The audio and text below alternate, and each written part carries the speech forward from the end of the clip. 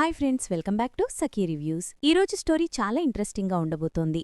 ఏం జరిగిందో తెలుసుకునే ముందు ప్లీజ్ సబ్స్క్రైబ్ చేసి లైక్ చేయండి ప్లీజ్. మెకానిక్ ఏమన్నాడు అని ఆనంది అడుగుతుంది ఆదిత్యాని. ఇంత దూరం రాలేను అంటున్నాడు అని చెప్తాడు. మరిప్పుడేంటి సొల్యూషన్ అని అడుగుతుంది. ఇంటికి ఫోన్ చేసినా నో యూస్. 150 కిలోమీటర్లు రావడానికి అర్ధరాత్రి 2 దాటుతుంది. అందర్నీ ఇబ్బంది పెట్టడం తప్ప ఏ ఉపయోగం లేదు. మరేం చేద్దాం ఆదిత్యగారు?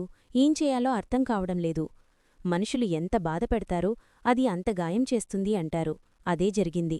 మనసు మన కంట్రోల్లో లేకపోతే కార్లే కాదు, మనుషులు కూడా రాంగ్ రూట్లో వెళ్తారు అని అంటాడు.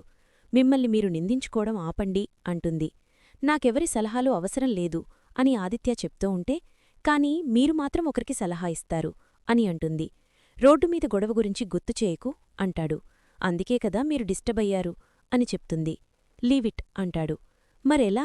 ఇంత రాత్రివేళలో సొల్యూషన్ ఏంటి అని అడుగుతుంది. వాకింగ్ చేస్తూ వెళ్దాం అంటాడు. వాట్ అని ఆశ్చర్యపోతుంది ఆనంది. నడుద్దాం అని నడుస్తూ ఉంటారు ఆదిత్య ఆనంది. అలా నడుస్తూ వెళుతున్న ఆదిత్య ఆనందికి అక్కడ ఒక ఇల్లు కనిపిస్తుంది. వెళ్ళి డోర్ తట్టి పిలుస్తారు. అక్కడ కనిపించిన ఒక బామ్మ ఇంటికి వెళ్తారన్నమాట. లోపల్నుంచి ఒక బామ్మ వస్తుంది. మా కారు ఆగిపోయింది, ఇక్కడ దగ్గర్లో మెకానిక్ షెడ్డు ఉందా అని అడుగుతారు. ఇక్కడ దగ్గర్లో మెకానిక్ షెడ్ లేదు, దూరంగా ఉంది అని చెప్తుంది. పోని ఒక పని చేయండి, ఈ రాత్రి ఇక్కడే ఉండండి అని చెప్తుంది. ఆదిత్య ఆశ్చర్యంగా చూస్తాడు. ఇక్కడా అని? మరి మీకేమైనా ఐడియా ఉందా ఈ రాత్రికి? ఇక్కడే ఉందామని ఆనంది చెప్తుంది.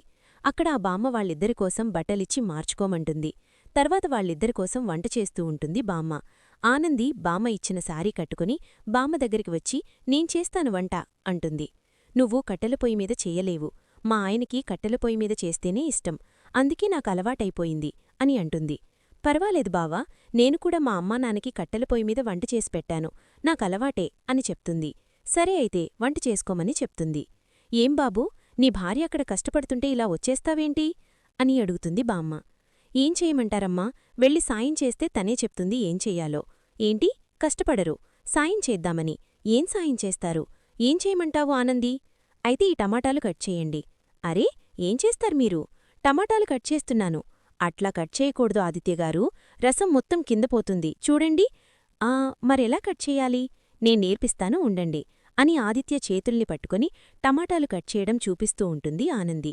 ఆదిత్య ఆనందీ వైపు అలాగే చూస్తూ ఉండిపోతాడు. ఇంకా సునంద ఆదిత్య కోసం వెయిట్ చేస్తూ ఉంటుంది, ఇంకా రాలేదు అని.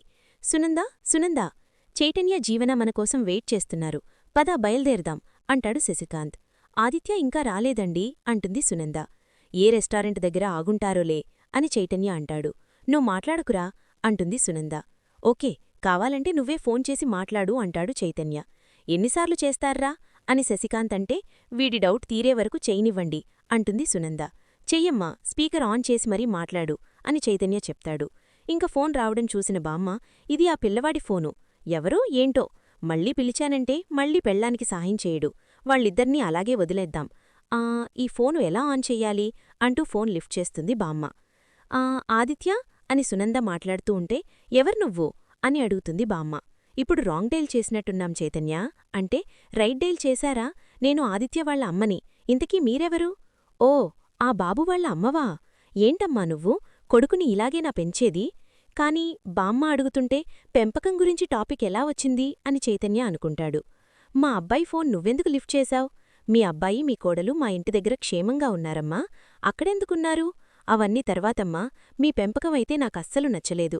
తల్లి అన్నాక పిల్లడికి మంచి చెడ్డలు నేర్పించుకోకూడదు.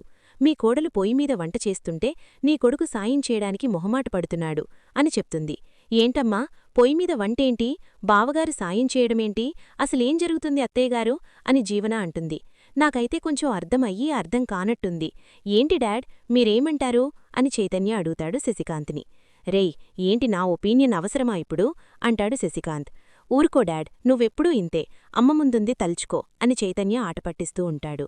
ఇంకా ఆనంది కూల్గా ఉండడం చూసిన ఆదిత్య కోపంతో, నా ఫ్యామిలీ నీ కారణంగా ఎంత సఫరవుతుందో నీకు తెలుసా? కాని నువ్వు మాత్రం ఏ బాధ లేనట్టు నార్మల్గా లైఫ్ని మళ్లీ కొత్తగా స్టార్ట్ చేశావు.